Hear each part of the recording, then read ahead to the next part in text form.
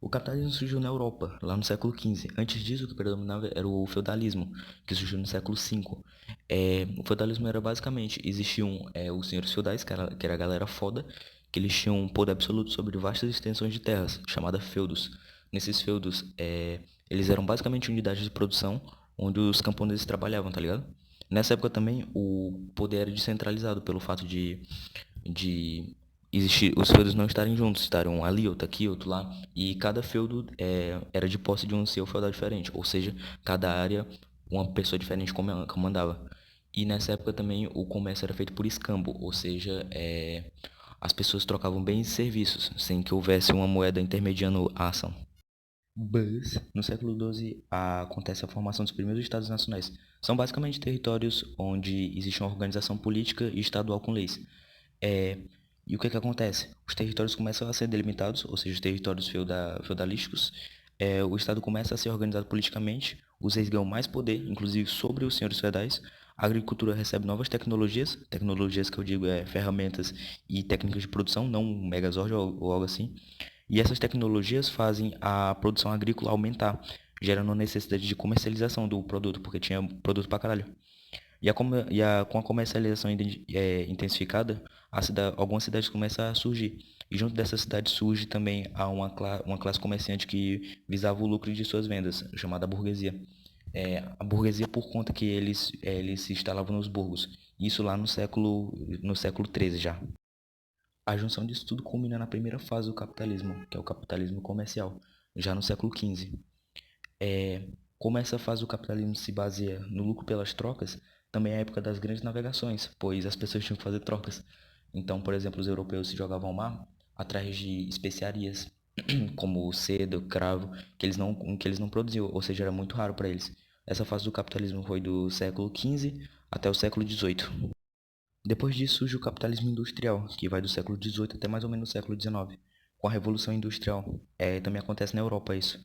O lucro passa a ser por conta da produção industrial. Também há uma grande alteração nos estados, pois a população passou a sair do campo e ir para a cidade, o que a gente chama de êxodo rural. Surgindo a urbanização, pois as pessoas precisavam morar mais perto das fábricas, porque agora elas iam trampar nas fábricas. O lucro passou a ser não só pela comercialização, mas também pela exploração da mão de obra.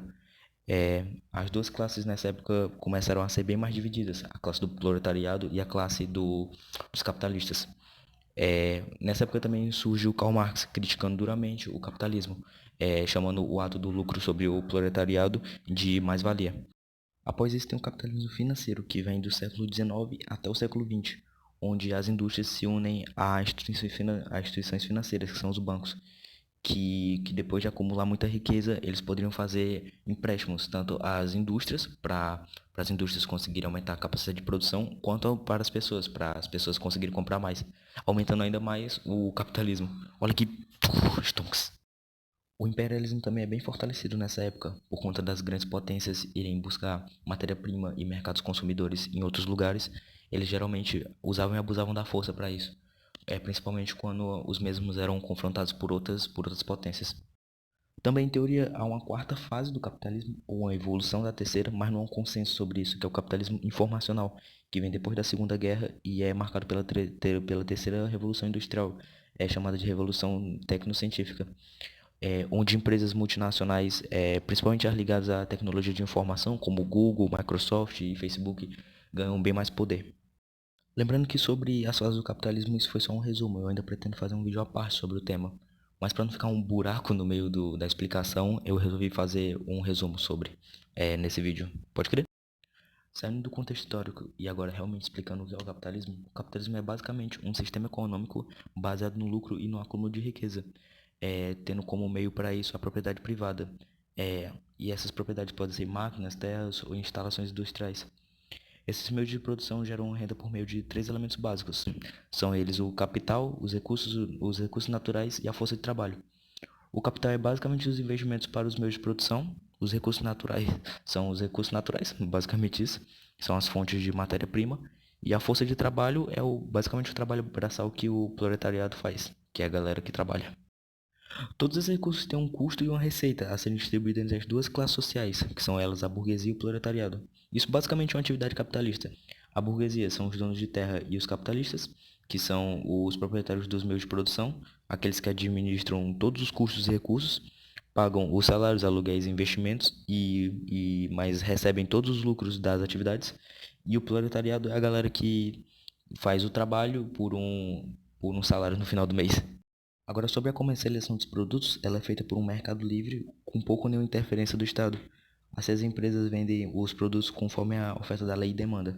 E essa lei é basicamente o que rege o mercado capitalista, possuindo três pilares essenciais para o funcionamento e para o crescimento do capitalismo. São eles a produção, a publicidade e o consumo. A produção é a capacidade de uma empresa de produzir tal produto. A publicidade é a propagação da existência desse produto para os consumidores. E o consumo é a quantidade de produtos comprados pelos consumidores, basicamente. Mas, às vezes, os estímulos da publicidade não são suficientes, por conta ou de uma falta de interesse do consumidor ou uma falta de dinheiro. Então o consumo é facilitado com o empréstimo bancário para os consumidores. Os empréstimos basicamente vêm com juros e esses juros fazem os bancos lucrarem, fazendo basicamente um ciclo onde o banco dá dinheiro para a galera e a galera compra as coisas e o dinheiro volta para o banco. Basicamente isso. Um adendo que foi basicamente isso que o nosso querido Lula fez no governo dele. E por algum motivo ficou conhecido como o herói dos trabalhadores, sendo que quem lucrou foi os bancos e não os trabalhadores. A política brasileira é uma maravilha, mas isso é assunto para outro vídeo. Buzz.